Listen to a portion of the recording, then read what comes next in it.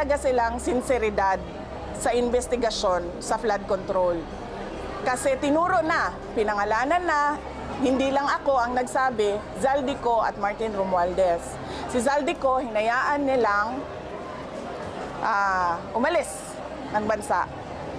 Si Martin Romualdez, hinayaan nilang mag-resign. Nag-resign naman na, so tapos na ang usapan.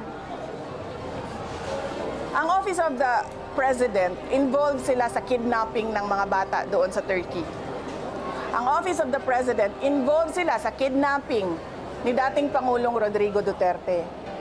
Bakit ngayon, nawala si Zaldico at aalis si Martin Romualdez, hindi man lang nila magawa na kidnapin si Zaldico doon sa Amerika at ibalik dito sa atin sa Pilipinas. At hindi man lang nila magawa na ikulong si Martin Romualdez dyan sa detention unit ng House of Representatives. Wala.